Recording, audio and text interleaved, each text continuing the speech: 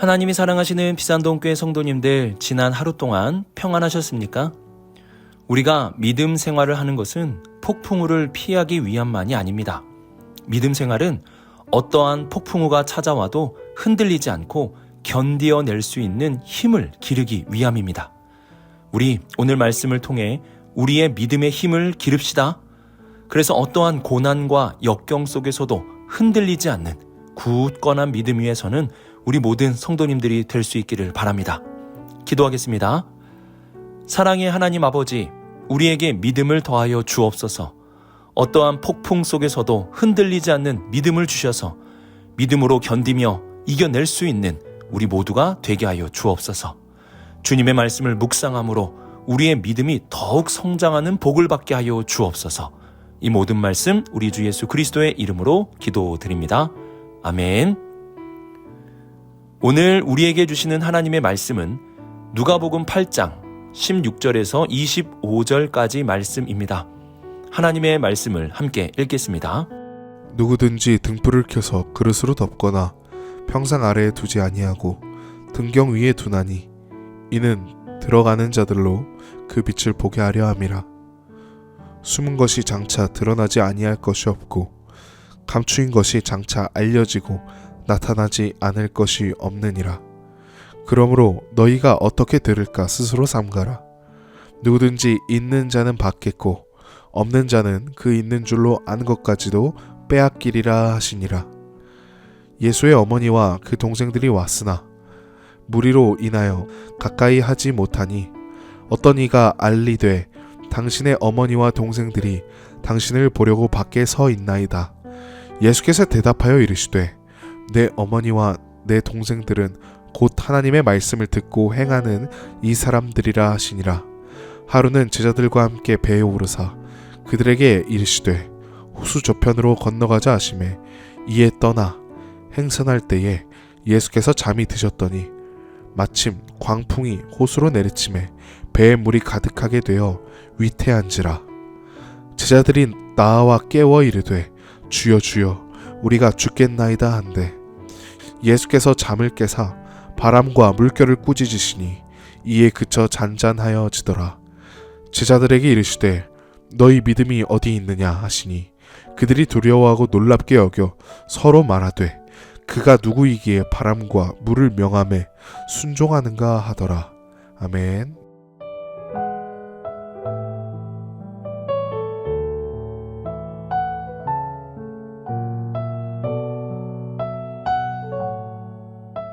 예수님은 어제 씨 뿌리는 자의 비유에 대해서 말씀을 해주셨습니다. 씨 뿌리는 자의 비유의 중요한 부분은 듣는 것이었습니다. 이러한 들음의 중요성에 대한 비유를 말씀하시고 나서 또 하나의 비유를 제자들에게 가르쳐 주십니다. 16절을 보시면 누구든지 등불을 켜서 그릇으로 덮거나 평상 아래에 두지 아니하고 등경 위에 두나니 이는 들어가는 자들로 그 빛을 보게 하려 함이라고 말씀합니다. 빛은 감추기 위한 것이 아니라 보게 하기 위함입니다. 그러면 여기서 빛은 무엇을 말하는 것일까요? 마태복음 5장 16절을 보시면 예수님은 빛에 대해서 이렇게 말씀하셨습니다. 이같이 너희 빛이 사람 앞에 비치게 하여 그들로 너희 착한 행실을 보고 하늘에 계신 너희 아버지께 영광을 돌리게 하라. 빛은 착한 행실로서 사람들에게 비춰야 하는 것입니다. 하나님의 나라의 말씀을 들었다면 그 빛의 말씀을 나만 간직하는 것이 아니라 사람들에게 비춰줄 수 있어야 하는 것입니다. 즉, 말씀이 드러나야 한다는 것입니다. 또 17절을 보시면 숨은 것이 장차 드러나지 아니할 것이 없고 감추인 것이 장차 알려지고 나타나지 않을 것이 없느니라고 말씀합니다. 이 말씀처럼 내가 하나님의 나라의 복음을 잘 들었는지 듣지 못했는지는 결국에 다 드러나게 되어 있습니다. 우리가 그 말씀을 잘 들었으면 빛으로 사람들에게 드러나게 될 것이고 잘 못 들었다면 아무런 빛도 드러나지 않게 될 것입니다. 문제는 우리가 말씀을 듣고 빛을 내지 않을 때입니다. 18절을 보시면 그러므로 너희가 어떻게 들을까 스스로 삼가라. 누구든지 있는 자는 받겠고 없는 자는 그 있는 줄로 아는 것까지도 빼앗기리라고 말씀하십니다. 빛나는 것이 없으면 결국 다 빼앗기게 된다고 말씀하십니다. 내게 있는 것도 다 빼앗깁니다. 이는 주님의 말씀을 듣고 빛을 내지 못하는 성도들을 향한 주님의 경고의 말씀입니다. 그러므로 우리는 잘 들어야 합니다. 우리가 그 말씀을 잘 들으면 빛을 내게 되어 있습니다. 우리가 잘 들었는지 듣지 않았는지는 결국 다 드러납니다. 그때 우리에게 빛이 없으면 내가 가진 것들을 다 빼앗기게 될 것입니다. 그리고 19절부터 21절까지 말씀은 지금까지 예수님의 가르침의 결론이라고 할 수 있습니다. 19절을 보시면 예수님의 어머니와 그 동생들이 예수님께 왔다고 기록합니다. 하지만 많은 무리들로 인하여 예수님께 다가가지 못한 상황이 벌어졌습니다. 이를 알게 된 어떤 이가 예수님께 이 사실을 알려줍니다. 그때 주님은 이러한 가르침을 주셨습니다. 우리 21절 말씀을 함께 읽어보겠습니다. 예수께서 대답하여 이르시되 내 어머니와 내 동생들은 곧 하나님의 말씀을 듣고 행하는 이 사람들이라 하시니라. 예수님의 가족은 하나님의 말씀을 듣고 행하는 자들이라고 분명하게 말씀하셨습니다. 이것이 그동안 주님께서 가르쳐 주신 말씀의 결론입니다. 하나님의 나라의 말씀을 잘 듣고 우리가 그 말씀을 잘 들으면 빛을 내고 그 빛을 내는 자들, 즉 주님의 말씀을 듣고 행하는 자들은 주님의 가족이 되는 것입니다. 예수님은 가족에 대해서 혈연을 기준으로 말씀하지 않으셨습니다. 주님의 가족은 그 말씀을 듣고 행하는 자들입니다. 우리는 주님의 말씀을 잘 들어야 합니다. 잘 듣고 들은 것을 지키고 인내함으로 우리가 살아간다면 빛이 드러나게 될 것이고 그 빛이 있는 자들은 주님의 가족으로 살아가게 될 것입니다.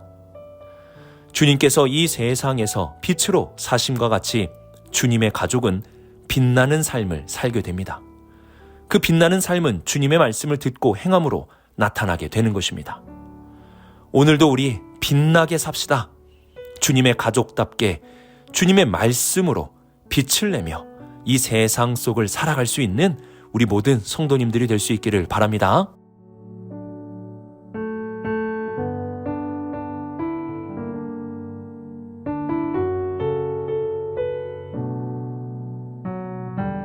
제자들은 예수님의 가르침을 받았습니다. 그리고 예수님은 이들을 데리고 호수 건너편으로 건너가자고 말씀하셨습니다. 23절을 보시면 행선할 때에 예수님이 잠드셨고 광풍이 호수로 내리쳐서 배에 물이 가득하게 되었다고 말씀합니다. 이때 제자들은 주여, 주여, 우리가 죽겠나이다 라고 말하며 주님을 깨웁니다. 얼마나 다급한 상황이었는지 알 수 있습니다. 제자들 중에 어부들이 있었습니다. 이들마저도 자신들이 죽게 되었다고 말할 정도면 얼마나 위험한 상황인지 알 수 있는 거 아니겠습니까? 이때 주님은 일어나셔서 바람과 물결을 꾸짖으십니다. 그리고 모든 것은 잔잔해졌습니다. 그 후에 예수님은 제자들을 향해 너희 믿음이 어디 있느냐? 라고 말씀하시며 꾸짖으셨습니다. 지금까지 주님의 가르침을 듣고 배운 제자들의 믿음은 폭풍과 함께 날아가 버렸습니다. 제자들은 바람이 너무 많이 불고 배가 잠기게 된 위급한 상황이었기 때문에 주님을 깨운 것이라 말할 수 있었을 것입니다. 그러나 주님은 폭풍이 얼마나 컸느냐, 배가 얼마나 잠겼느냐를 묻지 않으셨습니다. 주님은 오직 하나만, 믿음에 대한 부분만 물으셨습니다. 우리는 이 사건을 통해서 제자들이 죽게 되었던 그 두려운 상황이 바람 때문에, 폭풍 때문에 그런 것이 아님을 알 수 있습니다. 제자들의 문제는 믿음의 문제였습니다. 우리는 인생에 찾아오는 여러 폭풍 앞에서 폭풍 우의 크기를 생각합니다. 폭풍이 너무 컸기 때문에 어쩔 수 없었다고 말할 수도 있을 것입니다. 하지만 우리 주님은 폭풍 우의 크기가 중요한 것이 아니라 믿음의 크기가 얼마나 되는지를 묻고 계십니다. 우리의 믿음의 크기가 크다면 어떠한 폭풍 우 앞에서도 흔들리지 않고 담대할 수 있기 때문입니다. 그러면 제자들의 믿음, 우리의 믿음은 어떻게 키울 수 있습니까? 예수님은 이미 다 알려주셨습니다. 하나님의 나라의 말씀을 듣고 지키고 인내함으로 살아가는 것입니다. 세상 속에서 주님의 말씀의 빛을 비추며 사는 것입니다. 이렇게 하나씩 주님의 말씀대로 살아간다면 그 살아간 것만큼 우리의 믿음이 성장하고 커지게 되는 것입니다. 폭풍우가 크다고 두려워하지 말고 우리의 믿음을 키웁시다. 주님이 알려주신 방법대로 우리의 믿음의 크기를 크게 하여 어떠한 폭풍 속에서도 흔들리지 않는 우리 모든 성도님들이 될 수 있기를 주님의 이름으로 축복합니다.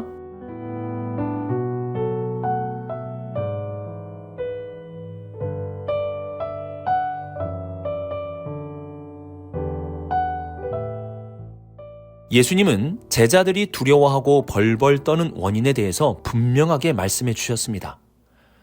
그들의 두려움은 폭풍우 때문에 그런 것이 아니라 그들의 믿음이 없었기 때문이었습니다. 이번 질문에서도 살펴보았듯이 믿음이라는 것은 주님의 말씀을 듣고 지키고 인내함으로 살아가는 과정을 통해 점점 더 커지게 됩니다. 또한 우리는 믿음에 대한 또 하나의 중요한 부분을 놓쳐서는 안 됩니다. 예수님의 이러한 꾸지람을 듣고 제자들은 서로 이렇게 말하였습니다. 그가 누구이기에 바람과 물을 명함에 순종하는가? 믿음에서 중요한 부분은 우리가 믿는 대상, 예수 그리스도에 대한 믿음과 알미 있어야 한다는 것입니다. 예수님이 누구신지 알아야 그분의 말씀을 믿을 수 있고 더 신뢰함으로 살아갈 수 있는 것입니다. 기독교는 세상의 진리를 깨닫는 종교가 아닙니다. 이 세상의 이치를 알아가는 종교도 아닙니다. 기독교는 예수님을 믿는 종교입니다. 예수님께 모든 것을 걸고 살아가는 것입니다. 우리는 예수님을 진리고 생명이라고 고백합니다. 그분이 우리의 유일한 구원자라고 믿습니다. 그래서 복음서는 예수님이 누구신지에 대해서 우리들에게 알려주고 있습니다. 마가복음 9장 7절을 보시면 변화산 사건 이후에 이러한 말씀을 기록하고 있습니다. 마침 구름이 와서 그들을 덮으며 구름 속에서 소리가 나되 이는 내 사랑하는 아들이니 너희는 그의 말을 들으라 하는지라. 예수님이 하나님의 아들이심을 증거하고 나서 하나님은 그의 말을 들으라, 주님의 말씀을 들으라고 말씀하십니다. 예수님이 누구신지 알고 그분의 말씀을 듣고 살아가라고 말씀하시는 것입니다. 제자들은 자신들에게 가르침을 주시는 분이 누구신지 아직 잘 알지 못하고 있었습니다. 그분이 누구신지 알았다면 그분의 말씀을 듣고 지키며 인내함으로 살아갈 수 있게 되었을 것입니다. 우리는 예수님이 누구신지 잘 알아야 합니다. 그래서 그분의 말씀을 무거운 말씀으로 들을 수 있어야 합니다. 만왕의 왕, 만주의 주, 모든 이름 위에 뛰어난 우리 주 예수 그리스도의 말씀은 진리이며 생명입니다. 우리 예수님에 대한 믿음을 가집시다. 그분을 믿어야 합니다. 그분을 믿는다는 것은 그분의 말씀을 믿는 것이 되고 그분의 말씀을 가장 무거운 말씀으로 들으며 지키며 살아가는 것입니다. 오늘의 말씀을 묵상하며 우리는 빛나는 삶을 살아야 함을 기억해야 합니다. 빛나는 삶은 주님의 말씀을 하나라도 우리가 지키고 인내하며 살아가는 삶 속에서 나타나게 되는 것입니다. 그리고 우리가 이렇게 빛나는 삶을 살아가면 우리의 믿음도 더 단단해지고 점점 더 성장하게 될 것입니다. 폭풍우가 몰려와도 흔들리지 않는 믿음으로 성장하게 될 수 있습니다. 마지막으로 우리는 예수님에 대한 믿음을 가져야 합니다. 예수님이 누구신지 알고 믿으면 예수님의 말씀에 따라 살아갈 수 있게 될 것입니다. 오늘 우리 빛나게 삽시다. 주님의 말씀을 믿음으로 빛나는 삶을 삽시다. 빛나는 삶을 통해 우리의 믿음이 나날이 성장할 수 있는 우리 모든 성도님들의 삶이 될 수 있기를 주님의 이름으로 축복합니다. 기도하겠습니다. 사랑의 하나님 아버지, 주님의 말씀을 통해 우리가 빛나는 삶을 살게 하여 주옵소서. 작은 것이어도 순종함으로 빛을 내게 하시고 그 빛을 통해 우리의 믿음이 나날이 성장하게 하여 주옵소서.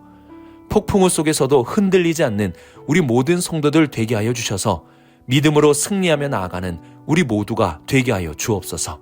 이 모든 말씀 하나님의 아들 우리 주 예수 그리스도의 이름으로 기도드립니다. 아멘.